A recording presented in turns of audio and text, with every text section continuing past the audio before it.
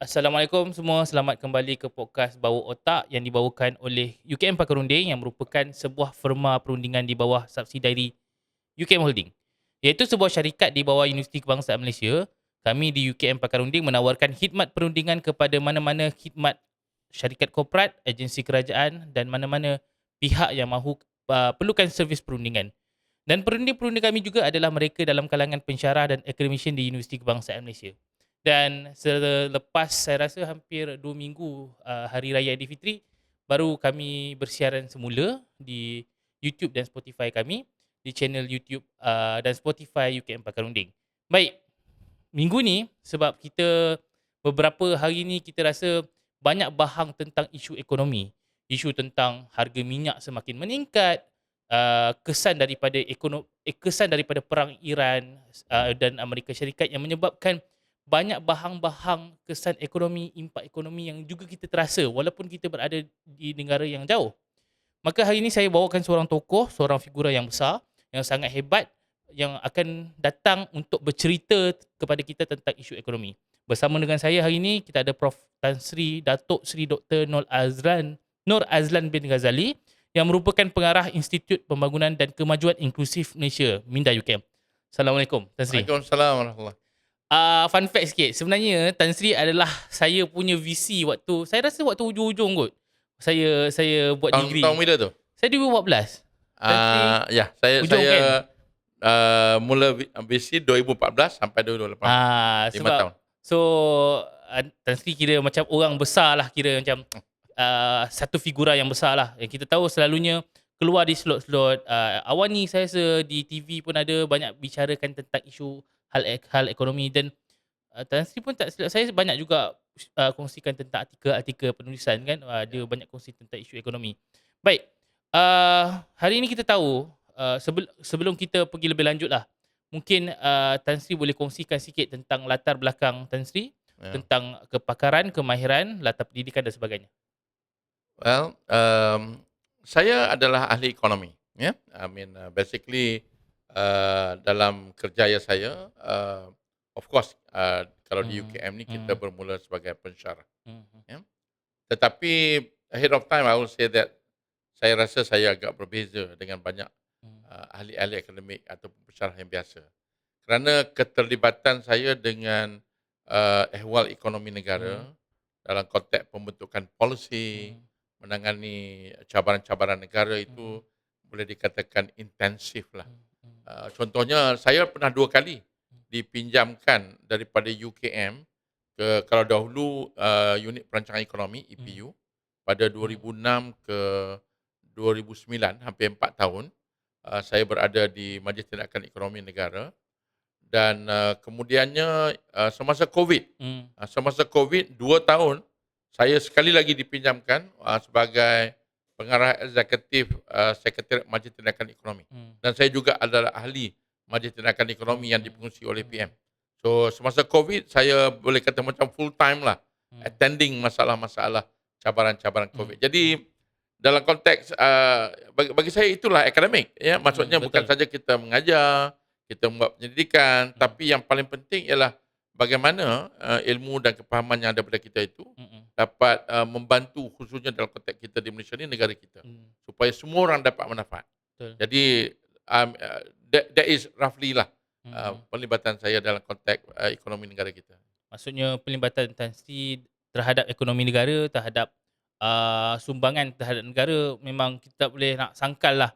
Kita tak boleh nak kata Tan Sri bukan sekadar tenaga akademik yang bermain di latar akademik UKM saja, tapi juga terlibat dalam pembuatan saya pernah keputusan. menjadi penasihat kepada dalam jawatan kuasa yang menasihati Yang Amat Berhormat Perdana Menteri yang dahulu. Saya serve basically bermula dengan almarhum Tun Abdullah Badawi.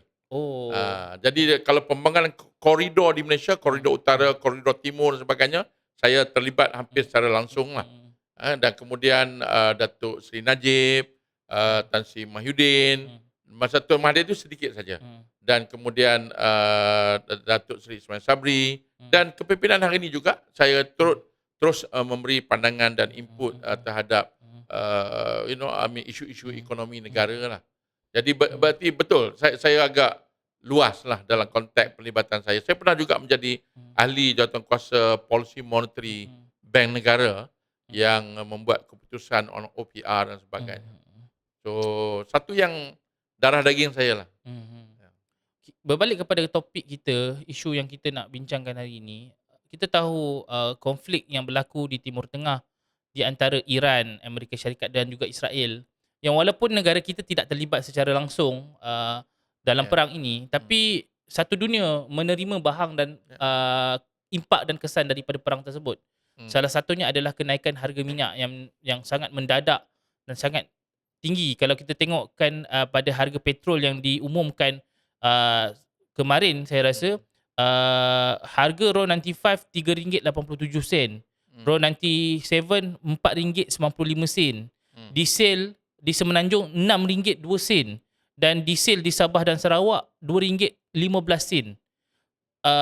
Kita tengok harga ni, diesel lah, kalau kita tengok macam harga terlalu meningkat, dan confirm lah bila kita cakap pasal diesel meningkat, RON95 dan 97 meningkat, pasti akan menyebabkan kos sara hidup semakin meningkat, barang akan harga semakin meningkat. Jadi boleh Tan Sri kongsikan macam mana sebenarnya hasil, walaupun perang pada di negara lain, tapi impaknya memberi kesan kepada seluruh dunia dan juga di Malaysia juga.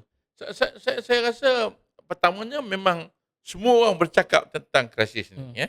Dan dalam konteks mungkin berita hari-hari pun kita dah mula dengar Yang Amat Berhormat Perdana Menteri pun dah mula appear 2-3 kali bercakap tentang keperluan untuk kita buat perubahan persediaan. Perkhidmatan. Tapi sebelum sampai ke perkara-perkara yang bagi saya agak detail, saya nak ambil peluang ni nak terangkan satu yang mungkin saya rasa ramai rakyat Malaysia tak faham ataupun tak tahulah, minta maaf.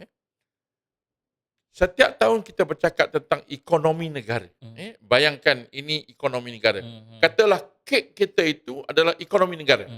Maksudnya kalau dalam bahasa ekonomi dikata keluaran dalam negara kasar, KDNK. Yang selalu dengar, yang baru diumumkan kata pertumbuhan dijangka berada 4-5%, itu KDNK. Maksudnya ekonomi negara itu. Banyak mungkin yang tak menyedari apa yang menyumbang kepada ekonomi negara kita. Apa yang menjadikan dia 4%, 5%. Apa yang akhirnya melimpah kepada pendapatan rakyat, peluang pekerjaan dan sebagainya. Saya ringkaskan. Ekonomi negara ini, kalau cara paling mudah nak kita faham ialah siapa yang meminta ataupun yang berkehendakkan produk, barangan dan juga perkhidmatan yang kita di Malaysia hasilkan. Kita ada hasilkan macam-macam. Dan kita ada hasilkan produk, kita ada hasilkan benda-benda yang kita ekspor dan sebagainya. Jadi dalam sebuah ekonomi, dia ada dua aja. Dua saja. Satu adalah permintaan yang datang daripada Malaysia, domestik. Maksudnya you, saya, firma-firma, bila kita beli makanan, bila kita naik bas, bila kita pergi gunting rambut, bila firma beli input bahan mentah, beli mesin, dan satu lagi kerajaan juga berbelanja. Kerajaan juga ada keperluan untuk memastikan pengoperasian kerajaan itu berjalan. Jadi berarti dalam negara ada isi rumah kita, ada firma, syarikat-syarikat dan ada kerajaan. Tiga ni yang datang daripada dalam negara. Right? Kalau kita jumlahkan tiga ni, dia lebih kurang 1.5 trilion. Jadi berarti 1.5 trilion dibelanjakan oleh penduduk dalam negara ataupun komponen dalam negara tadi. Tapi kita kena ingat, kadang-kadang kita belanja, kalau saya makan durian, beli rambutan, itu Malaysia. Tapi katakanlah saya makan apple. Berarti saya belanja untuk makanan saya atau produk yang kita import. Ataupun kalau kita beli kenderaan yang dikeluarkan oleh negara luar, itu import. Kalau firma beli mesin untuk kilang dia dan mesin ini datang daripada Jerman, itu perbelanjaan firma. Tapi ke atas import. Jadi kalau kita ambil import, kerajaan pun sama. Ada juga dia dapat barangan dan perkhidmatan daripada luar negara. Jadi tadi yang 1.5 trilion tu, yang import ini adalah perbelanjaan yang kemudiannya dia mengalir keluar. Dia pergi ke luar negara. Jumlah import Malaysia lebih kurang 1 trilion. Jadi berarti secara bersihnya hanya 500 bilion yang dibelanjakan oleh isi rumah, firma, kerajaan membeli barangan dan perkhidmatan Malaysia. Kalau kita pergi melancong di Bandung, itu kita mendapat perkhidmatan pelancongan dari Indonesia. Right? Kalau kita melancong di Langkawi, itu kita berbelanja untuk pelancongan di Malaysia. Jadi dua tu berbeza. Jadi kita ambil yang bersih lebih kurang dalam 500. Tapi ekonomi negara yang selalu dilaporkan tu, dia lebih kurang 1.5-1.6 trilion. Jadi yang selebihnya datang daripada mana? Selebihnya adalah datang daripada ekspor negara. Maksudnya permintaan masyarakat global ke atas barangan dan perkhidmatan kita. Kalau orang Cina di negara Cina beli durian, kita tanam, itu dapat. Ataupun kalau negara mana-mana di luar sana beli kita punya semiconductor yang kita hasilkan, itu kita punya ekspor. Jadi kalau nak mudah cerita, bayangkan nilainya macam kek ekonomi, 68% adalah perbelanjaan sektor antarabangsa. Hanya lebih kurang dalam 32% datang daripada dalam negara. Jadi apa simpulnya? Simpulnya adalah Malaysia ini, ekonomi negara kita adalah sebuah negara yang relatifnya kecil berbanding dengan negara-negara yang besar dan sangat terbuka. Dan kebergantungan kita kepada prestasi ataupun suasana ekonomi antarabangsa itu sangat-sangat tinggi. Malah saya boleh katakan bahawa semua krisis-krisis ekonomi yang kita hadapi sejak dulu lagi, sebahagian besarnya berpunca daripada keadaan global. Jadi isu krisis ataupun peperangan ni adalah isu global.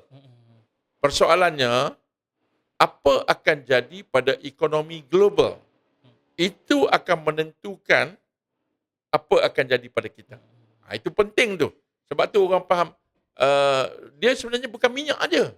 Itu yang saya risau sebab dalam perbincangan semua orang menumpu hanya kepada cerita minyak saja. Itu satu perkara yang kita harus faham. Maksudnya bukan minyak sahaja yang memberi kesan kepada ekonomi negara, tapi banyaklah hal-hal yang lain.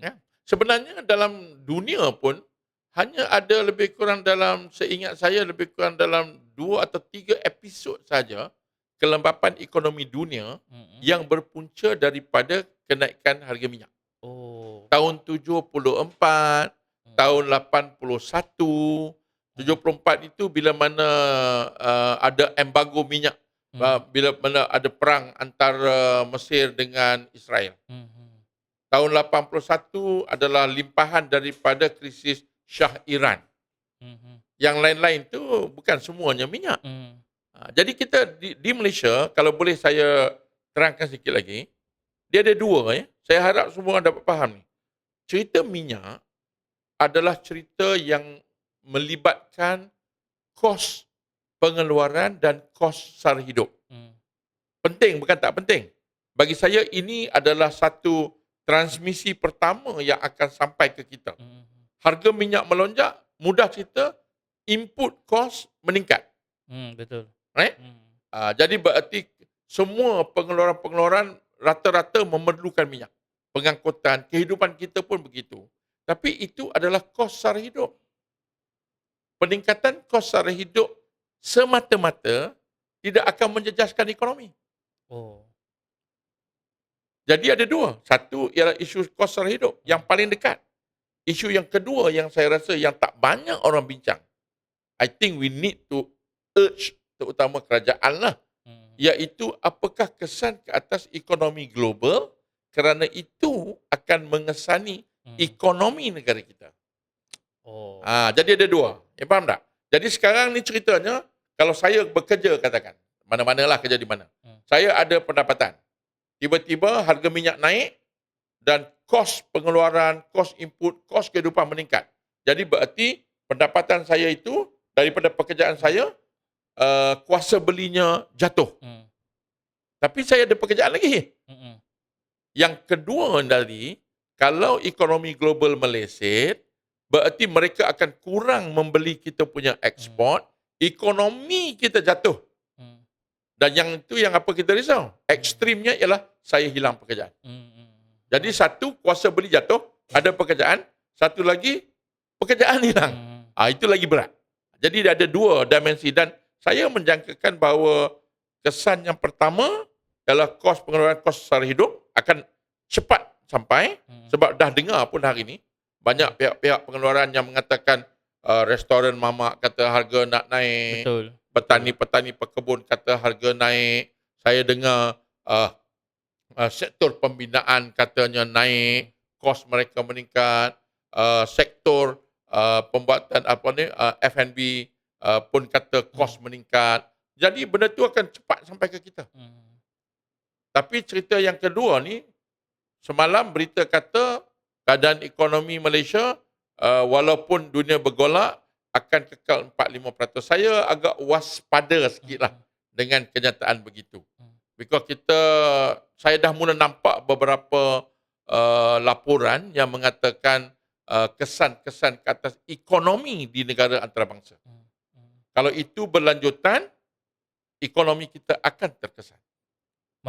Maksudnya sekarang ni, apa yang rentetan, apa impak yang kita rasa bukan sekadar daripada isu minyak saja, tapi adalah isu minyak yang memberi kesan kepada global, dan global yang menyebabkan kita terkesan juga. Itu ekonomi.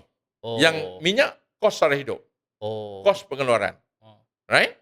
Tetapi dalam konteks ekonomi yang lebih luas, maksudnya bila ekonomi, kita ambil contohlah, kalau ekonomi Amerika lembab, mereka contribute lebih kurang lebih kurang dalam 14% kepada ekspor kita. Mereka selama ni beli barangan kita. Bila ekonomi dia lembab, standardnya ialah mereka akan kurang berbelanja. Bila mereka kurang berbelanja, dia tak beli produk yang kita hasilkan. Dia bukan minyak. Kan? Jadi firma dia akan kurang berbelanja contohnya. Kilang-kilang otomotif mereka akan kurang mengeluarkan kenderaan, katakan. Jadi dia kurang beli kita punya semiconductor. Jadi berarti minyak satu cerita. Cerita yang lebih besar dan luas ni, dia belum jadi drama lagi kat Malaysia. Dan saya rasa kita kena beri perhatian sama banyaklah dua-dua ni. Tapi memang betul. The reason saya say ni because everybody is talking about minyak. No one is talking about the wider impact of economy. Yelah, sebab kalau kita tengok sekarang ni, antara pihak yang terlibat adalah Amerika Syarikat. Dan ekonomi kita juga banyak bergantung kepada Amerika Syarikat. Dan sekarang ni kalaulah apa yang jadi dekat Amerika Syarikat, ekonominya semakin perlahan, dan import daripada Amerika Syarikat sendiri makin berkurang, dia akan memberi kesan kepada Malaysia. Kita dah ada laporan. Contohnya berapa ribu pakej pelancongan. Maksudnya perkhidmatan kita pelancong datang dari luar negara. Bila ekonomi dia teruk, pekerjaan dia pun tak menentu, dia kurang melancong. Jadi pelancong yang datang ke Malaysia akan turun. Jadi berarti dia akan menjejaskan sektor pelancongan kita. Jadi kita harus faham. Tadi saya sebut tadi, kek ekonomi kita 68% datang daripada permintaan masyarakat antarabangsa ke atas kita. Bolehlah kalau kita nak cuba pertahankan yang 32% resilience lah. Right, maksudnya keupayaan kita berbelanja yang saya kata belanja tadi. Tapi naluri pengguna dan pengeluar, bila ekonomi meleset, kita pun akan kurangkan berbelanja. Betul. Betul tak? Kalau saya rasa nak beli rumah, mungkin kata nanti dululah. Kalau saya nak tukar kereta, mungkin saya akan fikir nanti dululah. Betul. Jadi pemikiran begini akan ada. Betul tak? Jadi perbelanjaan-perbelanjaan kita yang mungkin besar, signifikan, makan kita mungkin tak boleh tanggung. Hmm. Right. Tetapi kalau melancong kata, oh tahun ni nak melancong kat Korea, tapi mungkin ekonomi teruk jadi mungkin kerja saya tak stable ni, lebih baik saya tangguh dululah. Jadi bila mana masyarakat kita isi rumah dan juga pengeluar firma, kalau dia nak besarkan kilang dia kata tangguh dululah. Ya? Sebab dia rasa mungkin market tak ada. Kan? Jadi berarti bila mana kumpulan isi rumah saya, kita dan pengeluar firma mula berfikir begitu, mereka akan kurang perbelanjaan. Jadi berarti tadi perbelanjaan luar negara kat atas kita. Sekarang perbelanjaan dalam negara ni pun mungkin akan terkesan. So yang tinggal siapa? Yang tinggal hanya kerajaan. Tapi persoalan yang timbul ialah, mampukah kerajaan untuk berbelanja lebih? Kalau biasa kita dengar krisis, ada rangsangan. Tapi dalam masa yang sama, kita dengar kerajaan telah meminjam dengan begitu banyak. Fiskal kita pun tidaklah begitu kuat. Jadi berarti siapa yang akan jadi absorber? Itu jadi soalan yang penting. Right? Kalau kita tengok semalam, Perdana Menteri ada umumkan taklimat ringkas tentang kerajaan akan bertindak proaktif tangani krisis tenaga global, lindungi rakyat daripada kenaikan kos. Antara yang diumumkan adalah konflik Asia Barat menjejaskan rantaian bekalan tenaga global dan memberi kesan kepada negara. Kerajaan menubuhkan Majlis Tindakan Ekonomi Negara. Kemudian bekalan minyak dan gas akan dijamin cukup sampai Mei daripada perancangan Petronas. Kota budi madani dikurangkan daripada 300 ke 200. Kemudian dasar bekerja dari rumah bagi kementerian agensi dari JLC bermula 15 April. Kemudian kerajaan membelanjakan kira-kira 4 bilion sebulan untuk menampan kenaikan harga minyak dan membantu rakyat.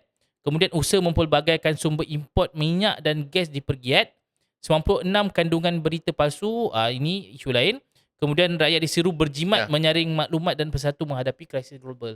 Nampak dia macam isyaratnya agak berat dan kita perlu terima supaya kita berhati-hati dan tidak terlalu anggap benda ni benda yang remeh. Kalau kita tengok semula, kebanyakan kita ialah daripada bajet yang tahun lepas yang telah dibentangkan, kita tahu juga kebanyakan kos yang ditampung daripada bajet perbelanjaannya kita ambil daripada Petronas, which is penjualan minyak kita, dividen daripada Petronas. Dan bila kita melihat kepada situasi yang berlaku hari ini, adakah dia akan memberi kesan kepada prasarana kita yang kita dah rancang tahun lepas daripada bajet yang lepas? Bila kita buat perancangan bajet tahun lepas, kita ada buat beberapa andaian ataupun satu assumption lah. Sebab nak buat pengiraan bajet dan sebagainya, prestasi ekonomi dia ada andaian. Antara andaian yang sangat penting dalam setiap pembentukan bajet belanjawan adalah harga minyak. Saya difahamkan untuk bajet 2026 masa dibuat tahun lepas, andaiannya adalah sekitar $65 setung US dollars. Hari ini Brand dah naik 117 pun ada. Kan? Dah cross 100. Kalau kita ambil mudah angka mudah. Katakanlah dia settle dekat 120, 120 US dollar per barrel. Berarti dah double, almost double. Jadi krisis ini sebenarnya menggoncang banyak pihak. Betul. Jadi berarti daripada pendapatan kerajaan dan juga keupayaan kerajaan berbelanja akan perlu dilihat semula. Perlu disusun semula. Perlu diletakkan keutamaan, priority. Sebab dalam pembangunan kita, ada benda-benda yang mungkin immediate. Kita perlu buat sekarang. Tapi ada juga benda yang mungkin kita boleh buat kemudian kot. Betul. Contohlah. Saya bagi contoh aja, ni contoh main-main. Katalah ada cadangan nak buat velodrome. Lumba basikal di Kanga, katakan. Kalau ada keperluan untuk mengurangkan perbelanjaan pembangunan, boleh kot, tak ada velodrome dulu. Kan? Antara berbanding dengan nak buat jambatan yang baru runtuh disebabkan oleh banjir. Jadi yang mana lebih utama? Jadi berarti pastinya saya rasa pun dah berlaku sekarang. Kerajaan melihat balik, menyusun semula dan Hmm. sebagainya. Hmm. Jadi pasti dia akan ada kesan. Hmm. Paling tidak pun kalau saya, katalah saya kontraktor yang nak buat velodrome tadi. Hmm. Jadi bererti saya akan hilang satu projek. Hmm. Saya ada pekerja. Hmm. Kalau dulu saya ada pekerja mungkin 200 orang, saya ingat nak terlibat dalam projek ni, Hmm. saya mungkin kena buang pekerja ataupun kurangkan gaji mereka dan sebagainya. Jadi pentingnya untuk kita faham bahawa apa yang berlaku ini, dia akan mengesani keupayaan kerajaan menjana pendapatan Hmm. dan juga keupayaan kerajaan berbelanja. Hmm. Satu daripada komponen perbelanjaan ni OE, perbelanjaan ni saya nak ambil peluang nak bagi mudah orang fahamlah. Perbelanjaan ni ada dua jenis. Satu perbelanjaan kita panggil OE lah yang macam dengan Operation Expenditure, perbelanjaan untuk mengoperasikan. Perbelanjaan operasi. Satu lagi perbelanjaan pembangunan, DE, Development Expenditure. Kalau kita tengok bajet tiap-tiap tahun dia mesti sebut dua ni. OE, DE. Kerajaan dapat duit, tak apa kita cerita dulu cerita hasil kerajaan nanti dulu. Di mana kerajaan belanja? OE, DE. Dua, mudah aja. Kalau kerajaan nak bayar gaji saya sebagai pensyarah katakan, ataupun kaki tangan awam, doktor, nurse, semualah kaki tangan awam yang lebih kurang apa, 1.2 juta mungkin.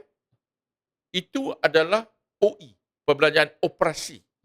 Perlu ada orang bawa bas, perlu ada isi minyak dalam trak tentera, perlu beli kertas untuk pejabat, perlu bayar elektrik, perlu bayar air. Itu adalah perbelanjaan operasi yang berulang-ulang. Dia belanja, habis. Satu daripada komponen perbelanjaan operasi adalah subsidi. Jadi kalau kita tidak mengubah harga ataupun do nothing lah katakan dalam konteks minyak ni, berarti selagi harga di pasaran global meningkat, berarti kerajaan kena serap itu sebagai perbelanjaan subsidi. Semalam saya dengar PM sebut dia kata lebih kurang 4 bilion sebulan. Betul. 4 bilion. Sebulan. Saya If I'm not mistaken. Bilion atau Bilion. 4 bilion 4 sebulan. bilion. Betul. Kalau 4 bilion sebulan kali 12, Oh. 48 bilion. 48 bilion ini belanja subsidi dalam kategori belanja operasi dan dia hangus. Faham tak hangus? Hangus operasi ini, perbelanjaan operasi dia berulang-ulang. Perbelanjaan pembangunan dia tidak berulang-ulang, tapi dia memberi impak jangka panjang. Contoh, kalau saya bina sekolah, saya bina sekolah katakan, atau saya bina hospital katakan, berarti saya bina hospital tu mungkin boleh bertahan 20 tahun, 30 tahun. Itu perbelanjaan, bukan tiap-tiap tahun saya kena buat hospital. Jadi berarti kita kena buat pertimbangan. Banyak mana subsidi yang kita sanggup absorb. Kerana jangan ingat percuma ya. Betul kita dapat minyak murah. Tetapi pastinya ada perbelanjaan pembangunan yang terpaksa ditangguh atau dikorbankan buat semasa waktu. Jadi kerajaan kena buat pertimbangan ini. Atau rakyat pun kena sedar. Sebab tu saya ada buat dalam satu penulisan saya buat anggaran. Saya katakanlah nak bina hospital 300 katil memerlukan 500 juta. Dia berarti 1 bilion 2 hospital. Betul? Kalau 40 bilion 96 lah total. darab lah. Kalau 1 bilion 2 hospital. Kalau 10 bilion 20 hospital. Kalau 40 bilion 80 buah hospital. Itu nilai dia. Maksudnya kalau kita buat 80 hospital ni, berjalan sikit jumpa hospital, berjalan sikit jumpa hospital.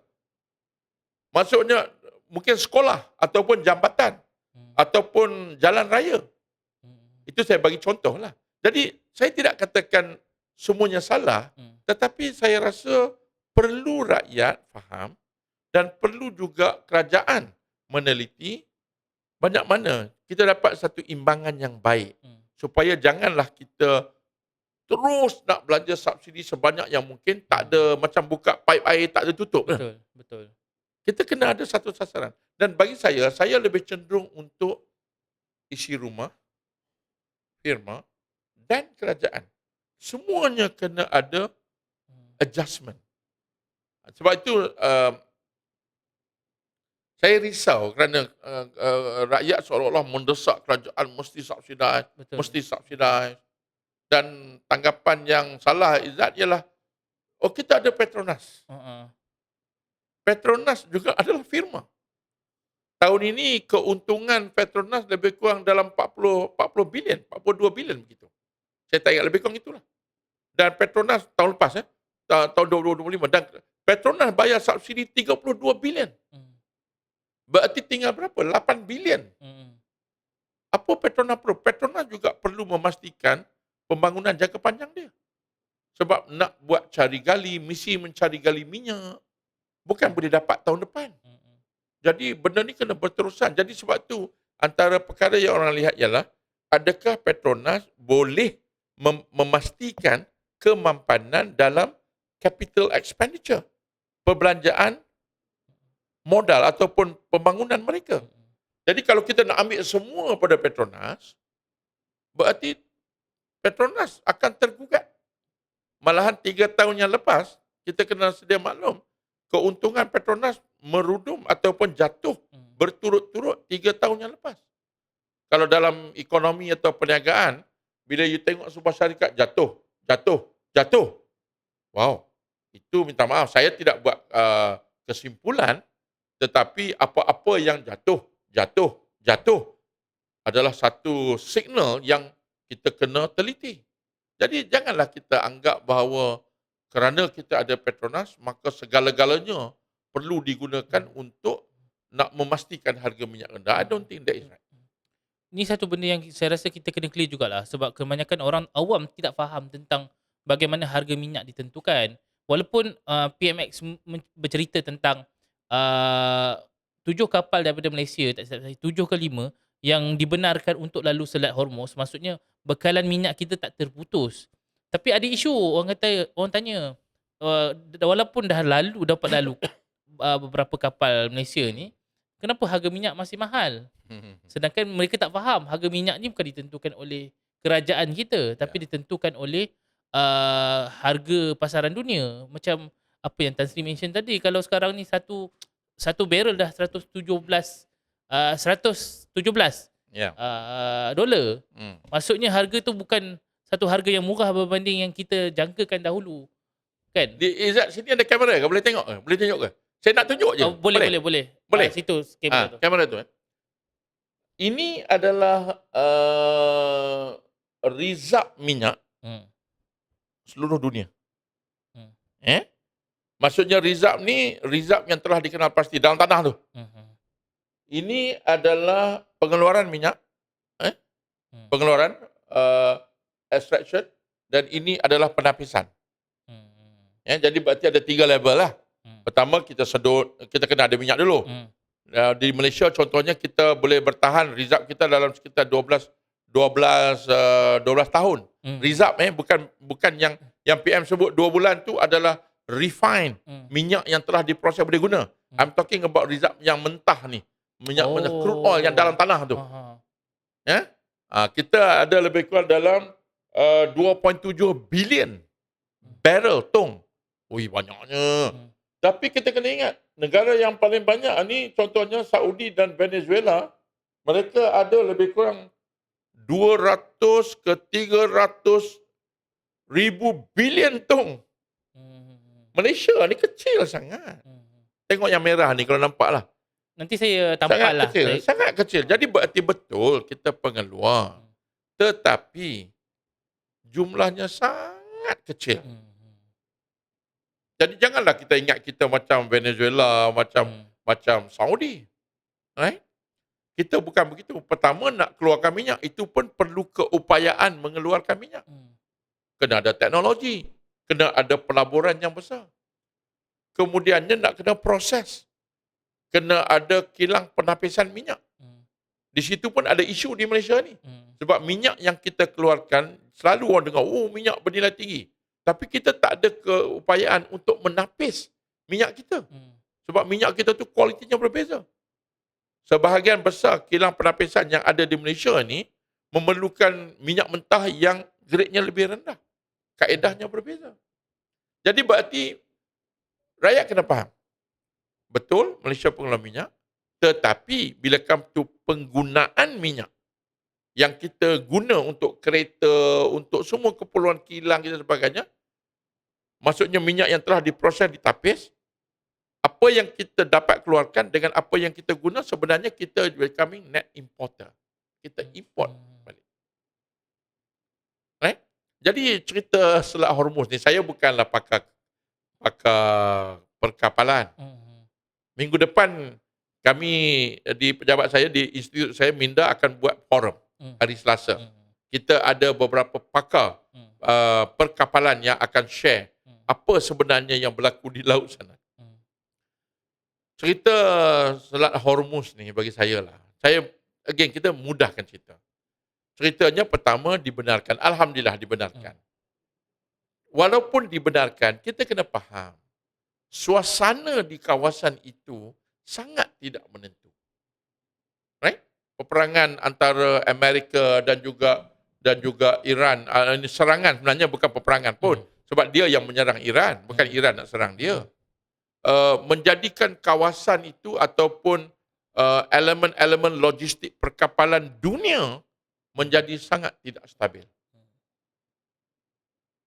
Walaupun pintu dibuka, kemungkinan insurans perkapalan meningkat. Penyewaan kapal meningkat. Right. Sebab bilangan kapal yang ada mungkin terhad. Risiko yang meningkat menyebabkan insurans perkapalan meningkat. Dalam masa yang sama, kita tahu bahawa sebagai tindak balas kepada serangan Amerika, beberapa kilang penapisan minyak di kawasan itu yang selama ni kita beli juga terkena serangan. Berarti keupayaan mereka mengeluarkan minyak yang kita perlukan itu pun kurang. Yalah, selat buka. Tapi bukan berarti sebelah buka maka kos jadi murah. Banyak orang salah faham tu. Tapi betul, alhamdulillah setidaknya lebih memudahkan, tetapi ketidakstabilan, bekalan dan sebagainya itu tetap akan mempengaruhi harga minyak. Jadi jangan kita ingat buka Selat Hormuz bahasa kita pun sini, maksudnya harga boleh jatuh gitu, tak begitu. That is not right. Tapi setidaknya alhamdulillah untuk laluan bekalan Malaysia kita adalah kelonggaran ataupun kebenaran. Ya, jadi kita kena ingat dalam suasana peperangan ni sangat tak menentu. Kalau ada orang nak ingat tak dulu kapal terbang Malaysia pernah kena tembak. Kita bukan dalam perang pun. Saya tak tahu orang tu tersilap atau tidak. Tetapi macam-macam ketidakpastian boleh berlaku. Betul. Jadi berarti itu sahaja belum cukup untuk membolehkan kita mengatakan, oh minyak Malaysia mesti murah. Tak boleh gitu. Maksudnya ada banyak benda yang kita kena ambil kira, insurans kapal yang menyebabkan harga costing daripada sana ke Malaysia semakin meningkat, pasaran dunia dan sebagainya. Ini menyebabkan harga minyak, walaupun kita ada stok minyak yang boleh katalah kita ada boleh ambil. Ada lagi, tapi harga tetap memang meningkat yang kita tak boleh nafikan. Bukan berarti kita pergi ke negara lain harga tu jadi murah. Katalah kita nak pergi ke Latin Amerika. Pertama makin jauh. Kedua bukan berarti dia murah sebab tak perang.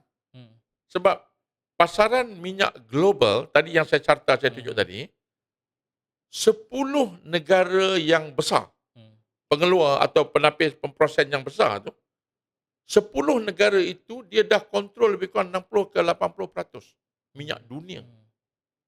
Jadi berarti harga ni ialah ditentukan oleh mereka.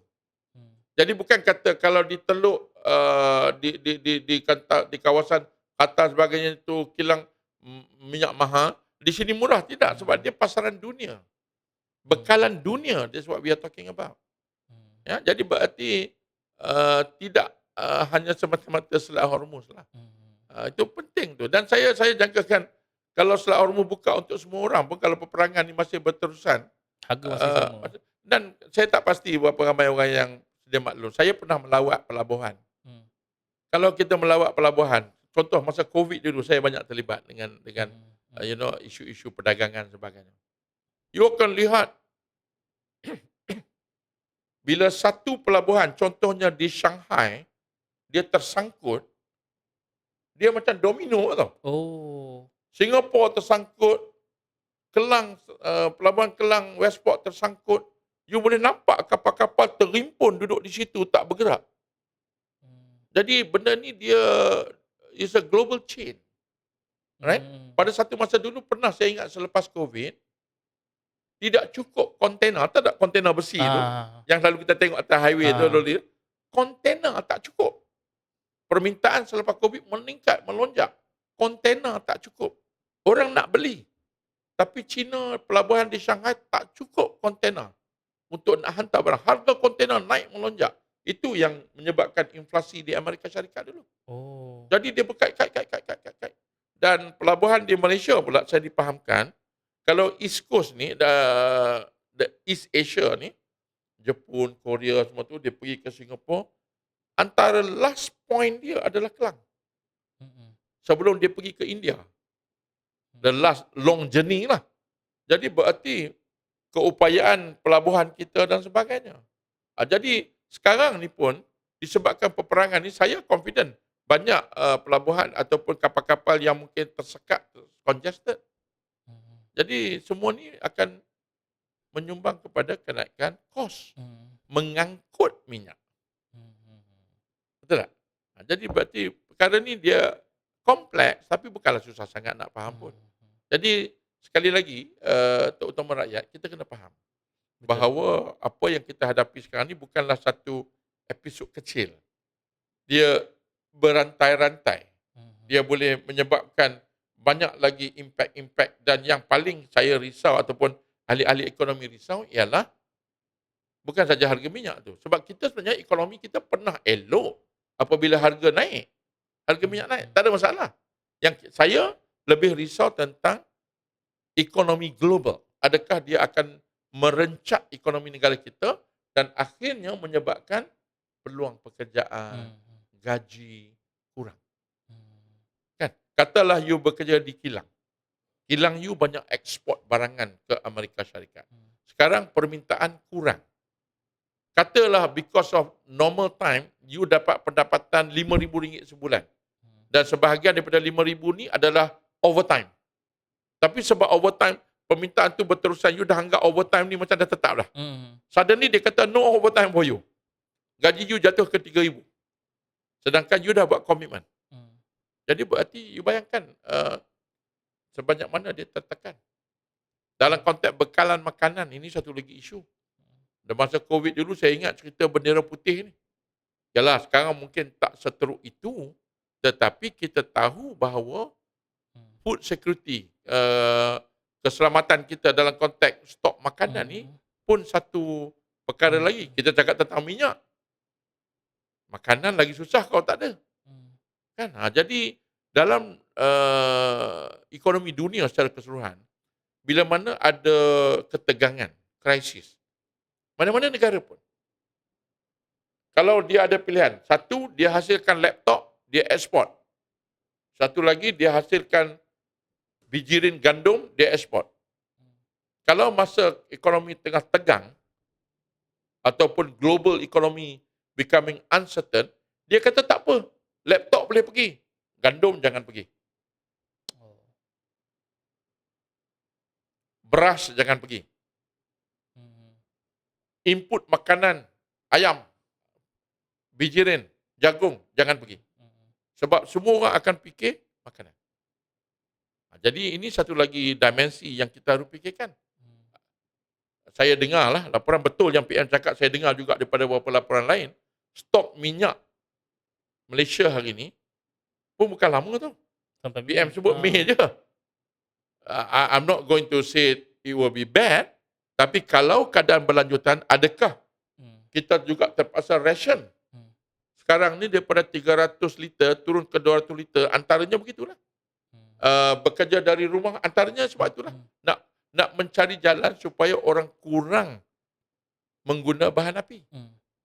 Kan? Jadi semua ni harus diambil kira. Jadi berarti kita kena memahami, bersedia, dan saya menganjurkan untuk setiap kita membuat perubahan yang diperlukan dan berpatutan. Janganlah tak makan. Tapi janganlah tak ada langsung beli barang, itu tak betul juga. Tapi berpatutan. Utamakan keperluan, yang kehendak itu yang mana boleh ditangguh dulu, tangguh dulu. Ya? Jadi itu penting. Tapi jangan kita buat potongan perbelanjaan mendadak. Itu sebenarnya akan merosakkan terus ekonomi. Jadi kita kena, everybody lah, isi rumah, firma dan juga kerajaan harus tengok balik pendapatan, perbelanjaan, kestabilan. Kalau kita bekerja dengan syarikat yang mengeluarkan, let's say 90% daripada pendapatan syarikat adalah ekspor. Jadi kemungkinan kita akan lebih terkesan berbanding dengan orang yang jual makanan di tepi jalan. Kemungkinan. Bergantunglah jenis-jenis produk, barangan atau perkhidmatan yang kita buat. Betul tak? Jadi kita kena tengoklah. Saya rasa satu yang saya risau satu lagi ialah bila mana rakyat mendesak untuk harga terus kekal rendah, saya risau tidak ada perubahan tingkah laku. Sebenarnya dalam keadaan krisis yang begini sifatnya, perubahan tingkah laku kena ada. Bukan saja melalui polisi. Bekerja dari rumah itu polisi kerajaan. Mengurangkan daripada 300 ke 200 liter itu polisi kerajaan. Tetapi kita, perbelanjaan kita, cara kita berbelanja itu juga adalah polisi diri kita sendiri. I hope it make it easy kan. Nak kena terang tu. Sebab kan saya risau kadang-kadang, minta maaf lah, pertimbangan tu mungkin juga kita tidak boleh nafikan. Ada, sebab saya ahli ekonomi. Tapi kerajaan dan juga ahli politik. Jadi pastinya ada pertimbangan-pertimbangan lain yang diambil juga. Kan? Jadi itulah. Sebab sekarang ni saya rasa kita faham yang harga isu minyak, isu kenaikan harga barang dan sebagainya adalah sebahagian daripada harga global juga. Ya. Tapi ada beberapa, saya rasa orang awam yang menjadikan ini adalah sebagai isu politik. Seolah-olah isu ini adalah disebabkan kerajaan yang tidak bijak mengawal harga dan sebagainya. Harga minyak ni kerajaan sengaja meletakkan harga tinggi dan sebagainya. So saya rasa inilah mungkin apa yang Tan Sri cakap tentang isu tingkah laku tu juga. Supaya kita berubah. Sebab contohnya lah, misalnya BDR, bekerja dari rumah. Maksudnya kita sebenarnya kerajaan laksanakan polisi itu untuk make sure semua pekerja kerajaan, GLC dan sebagainya duduk di rumah dan tak keluar. Mengurangkan pergerakan. Tapi kita takut. Mereka ambil kesempatan pergi ke tempat lain pula. Makan angin, shopping dan sebagainya. I mean, itulah sebenarnya kita kena faham peranan kerajaan dan peranan kita. Jangan kita salah faham. Jangan kita minta kerajaan ikat dan gari kita kat rumah supaya tak boleh pergi mana. Kerajaan buat dasar dalam ruang lingkup yang kerajaan boleh pengaruhi. Right? Tapi keputusan akhirnya juga bergantung kepada kita. Kalau kita kata, BDR ni mudah aja, saya tak payah buat kerja, boleh lari sana sini, pergi melancong seluruh Malaysia ataupun pergi mana-mana kan, sebab online kan boleh kerja kan. Well, then kita yang merosakkan hasrat kerajaan. Jadi sebab tu saya tidak merasakan, rakyat Malaysia harus faham bahawa it's not everything kerajaan. Ini yang orang kadang-kadang kata kucing kena langgar dengan kereta pun salah kerajaan. Jalan rosak, kerajaan. Jalan rosak. Maksudnya semua kerajaan lah. Tak boleh gitu. Saya rasa kerajaan ada peranan, pastinya peranan dia sangat penting, membuat dasar dan polisi yang betul untuk negara. Right? Dan kita sebagai pengguna isi rumah, rakyat, juga ada peranan untuk menjayakan matlamat polisi kerajaan tadi. Betul. Macam contohlah, kalau kerajaan bagi komputer kepada budak-budak sekolah ataupun kepada kita. Hmm. Nak bagi komputer tu niat dia supaya Buat kerja. pelajar-pelajar boleh menggunakan, meningkatkan ilmu dan sebagainya. Tapi kalau pelajar-pelajar salah guna komputer tadi, benda lain pula terjadi. Jadi kerajaan ada ruangnya, rakyat juga ada ruangnya. That's why penting dalam konteks ini, rakyat, firma dan kerajaan ada kebersamaan matlamat. Ya, dan memastikan bahawa yang nak diselamatkan adalah kita semua. Negara itu kita semua. Negara itu rakyat, negara itu ada firma, dan negara itu ada kerajaan. Saya sebagai ahli ekonomi akan cuba meletakkan cerita-cerita politik ke tepi dulu. Sebab cerita-cerita politik ni hitam jadi putih, putih jadi hitam, tak berkesudahan. Jadi peranan saya lah ialah untuk memberi penjelasan kepada seluruh negara sebaik yang mungkin apa yang sebenarnya berlaku dan apa yang sebenarnya patut kita buat. Silakan. Sama juga macam apa yang diseru oleh PMX bila mana diminta untuk krisis ini tidak sahaja dilakukan polisi yang kerajaan buat, tapi dalam masa yang sama kita sebagai masyarakat kita kena bersatu. Maksudnya kita kena tidak terlalu bermain banyak sangat isu politik yang akhirnya menyebabkan kita salahkan orang lain. Ya. Apa yang kita kena buat hari ini saya rasa lebih kepada kita bersatu dan kita bantu kerajaan sama-sama untuk menangani isu global ni. Kita bantu kerajaan, bukan bantu kerajaan, kita bantu diri kita juga. Betul. Kan? Tapi ialah orang yang hidup matinya dengan politik, dia macam nasi lah. Dia tak boleh tak makan nasi, kan? Jadi orang yang berkecimpung dalam bidang politik ni, ini bahan lah bagi mereka, kan? Betul. Jadi, tapi still bagi saya at the end of it, setiap kita ada keupayaan untuk membuat penilaian, yang mana yang betul, yang mana tak betul. PM sebut semalam, ada berapa puluh posting palsu. Betul. Kan? Itu satu bagi saya sikap dan tingkah laku yang durjana pada negara. Sebab dia bagi maklumat palsu. Cuba bayangkan kita naik kereta, tiba-tiba ada satu maklumat datang, maklumat palsu. Kata depan tu ada harimau ke, ataupun depan tu jambatan jatuh ke sebagainya. So kita akan end up buat keputusan yang salah. Betul. Jadi cubalah elakkan. Saya ingat boleh berbincang, berbeza pandangan is okay. Saya pun rasa saya sendiri tidak mempunyai jawapan semuanya. Tetapi kita berbincang secara konstruktif, produktif, ke arah membawa penyelesaian yang baik untuk negara kita. Betul. Saya, kita, syarikat, firma dan juga kerajaan. Baik. Okay? Baik. Semoga kita sama-sama lah, sebab kita nampak krisis ni akan berpanjangan dan tak tahu lagi bila titik akhirnya. Semoga kita semua, pertama perang ni akan cepat selesai dan kesan daripada perang ni akan semakin surut dan semakin surut. Kita berharap begitulah, walaupun sebenarnya kita cakap susah lah. Very uncertain lah. Ya, betul. Pastinya kalau dia berhenti serangan pun dia mengambil masa. Kesannya pun akan lebih panjang. Baik, Tan Sri, terima kasih sebab sudi datang ke podcast Bawa Otak dan hadir ke UKM Pakarunding. InsyaAllah kita jumpa lagi. Kalau ada isu-isu yang akan datang, kita boleh bincangkan. Kita akan bawa bersama Tan Sri. Dan kepada anda semua, boleh komen pandangan-pandangan anda tentang apa yang dilontarkan. Mungkin nanti kita akan baca semula.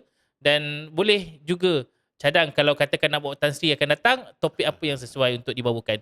Baik, jumpa lagi. Assalamualaikum. Assalamualaikum.